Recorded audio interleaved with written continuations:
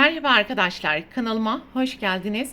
Bugünkü videomda yeni başlayanlar için basit tığ işi kare motiften bebek botunun yapılışını anlatacağım. Umarım sizler için faydalı bir video olur. Anlatımını yapacağım. Bebek patiğinin önlerden ve yandan görünümü bu şekilde. Modelin anlatımını yaparken anti-peeling özelliğe sahip bebe yünleri kullanacağım. Tığ numarası olarak ise 2.20 mm ile patiği öreceğiz. Hazırsanız haydi vakit kaybetmeden patiğin yapılışına başlayalım. Modelin kurulumuna sihirli halka yaparak başlayalım. 3 adet zincir. Halkanın içerisine 2 tane ikili trabzan yapacağız. Fakat ikinci ikili trabzanı yaparken bir sonraki renge geçiş yapacağız.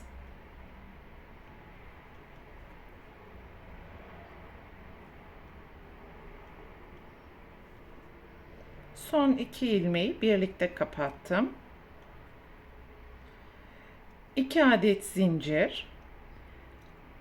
Halkanın içerisine 3 tane trabzan ve pembe renkteki 3.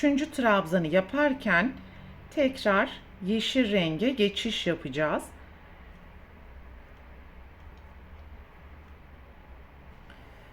Bakın diğer ipleri alt tarafta yürütmeye devam ettim. Şimdi yeşili arkadan alarak son 2 ilmeği birlikte kapattım. 2 adet zincir, pembe ipi alttan yürütmeye devam ederek önce 2 tane ikili trabzan ve 3. trabzanı yaparken pembe renge geçiş yapacağız.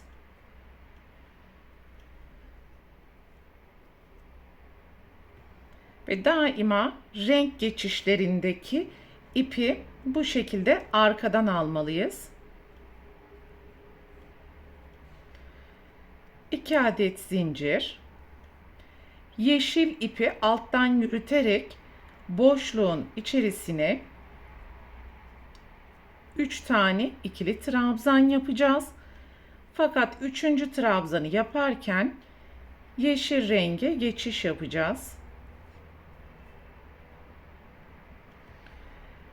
Ve yine yeşili arkadan alarak son 2 ilmeği birlikte kapattım. Bir zincir ve burada ilk yapmış olduğumuz zincirin tepesine yarım trabzan yapacağız. Fakat pembe ipi de yukarıya taşımayı ve alttan yürütmeyi unutmayalım. Birinci sıramızı bu şekilde oluşturmuş olduk. Şimdi sihirli halkanın ipini sıkıştırabildiğimiz kadar sıkıştıralım.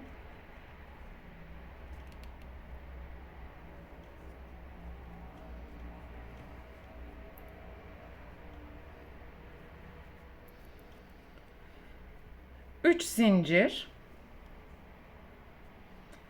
boşluğun içerisine 2 trabzan, alttaki 3 trabzanın tepesine yan yana 3 trabzan yapacağız. Pembe ipi de alttan yürütmeye devam edeceğiz.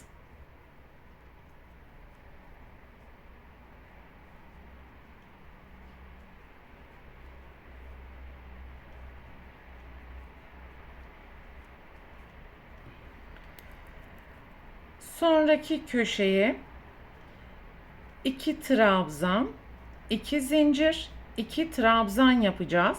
Fakat yeşil renkli ikinci trabzanı yaparken arkadan pembe renge geçiş yaparak yeşil ipi alttan yürütmeye devam edeceğiz.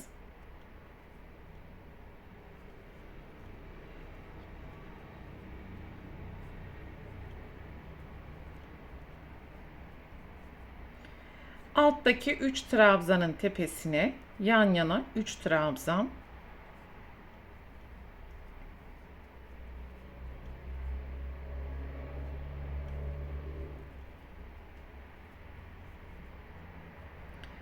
Sonraki köşe boşluğuna pembe renk ile 2 trabzan, ikinci trabzanı yaparken yeşil renge geçiş yapalım ve pembeyi alttan yürütelim.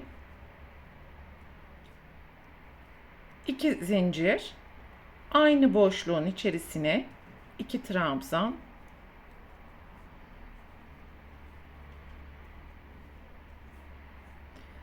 alttaki 3 trabzanın tepesine yan yana 3 tane trabzan ve bu şekilde sıra sonuna kadar yapmaya devam edeceğiz.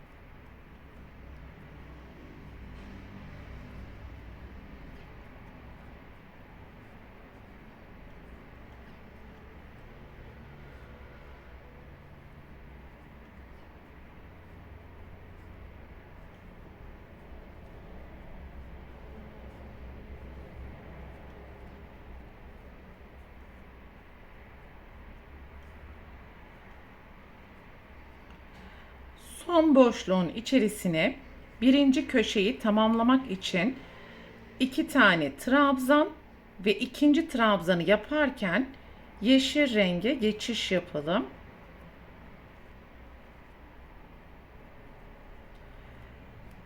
Bir zincir ve ilk zincirin tepesine yarım trabzan.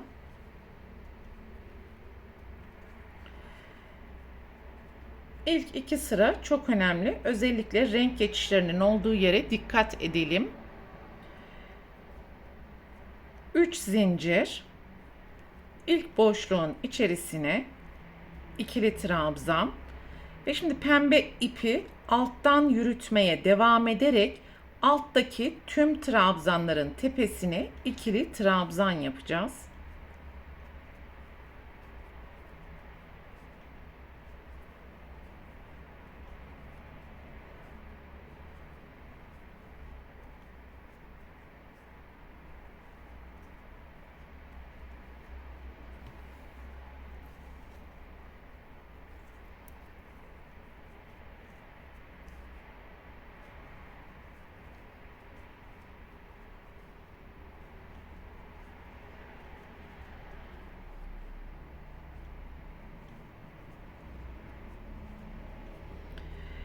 Köşeye geldiğimiz zaman 2 trabzan, 2 zincir, 2 trabzan yapacağız. Fakat yeşil renk ile ikinci trabzanı yaparken pembe renge geçiş yaparak 2 zincir ve sonraki 2 trabzanı yapmalıyız. Yeşil ipi de alttan yürütmeyi unutmayalım.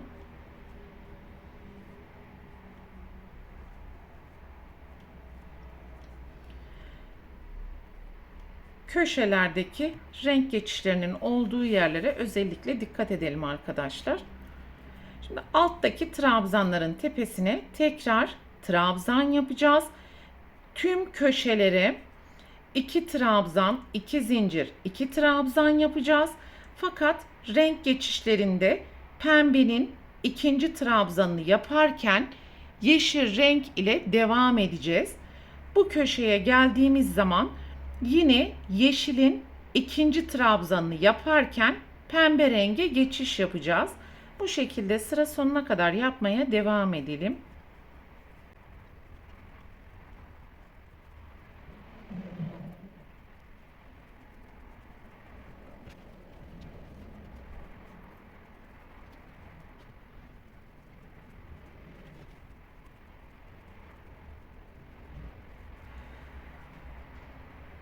Birinci köşeyi tamamlamak için son boşluğun içerisine 2 tane trabzan yapalım ve ikinci trabzanı yaparken yeşil renge geçiş yapalım.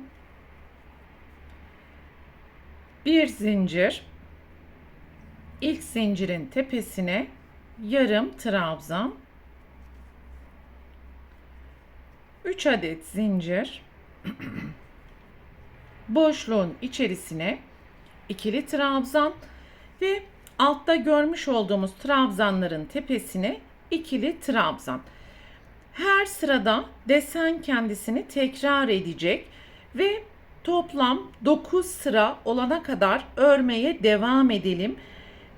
Yaptığımız rengin dışındaki rengi alttan yürütmeye devam edelim ve köşelerdeki renk geçişlerine özellikle dikkat ederek toplam 10 sıra yapalım.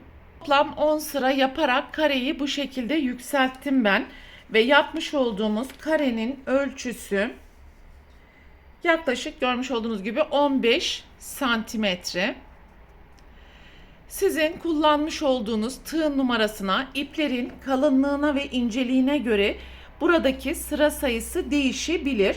Önemli olan göstermiş olduğum santim ölçüsüne dikkat ederek kareyi yükseltmeniz.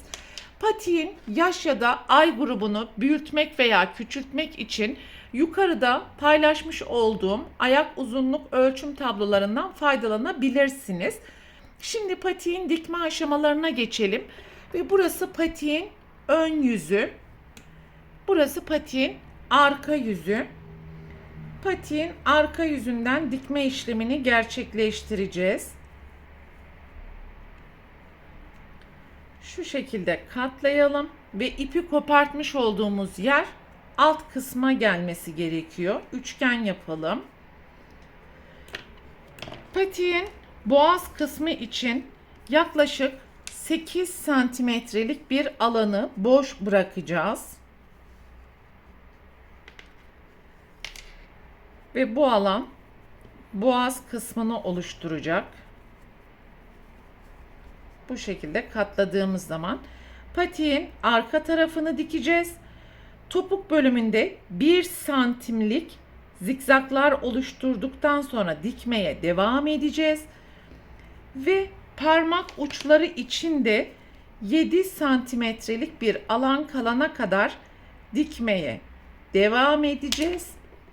Bu 7 santimetrelik alanda üçgen bir görüntü oluşturarak hem üst tarafı hem de alt tarafı dikerek bebek patiğini bitirmiş olacağız arkadaşlar.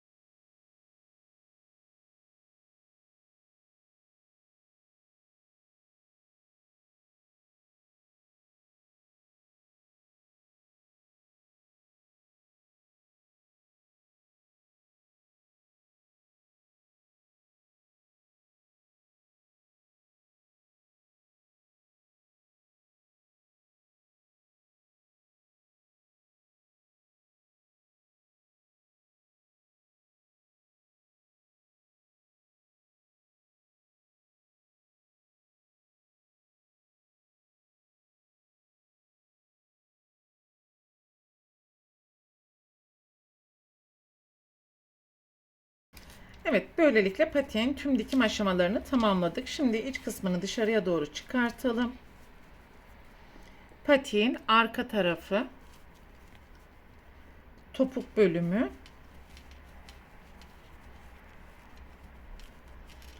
ve burası da parmak uçlarına gelen nokta. Görmüş olduğunuz gibi gayet muntazam oldu. Ve patiğin önden görünümü bu şekilde katlayarak bebeğin ayağına giydirmeye hazır vaziyete getirmiş olduk. Bu videoda anlatacaklarım bunlardan ibaretti. Umarım sizler için faydalı bir video olmuştur. Sonraki örgü eğitim videosunda görüşene dek lütfen kanalıma abone olarak videomu beğenmeyi unutmayın. Hoşça kalın.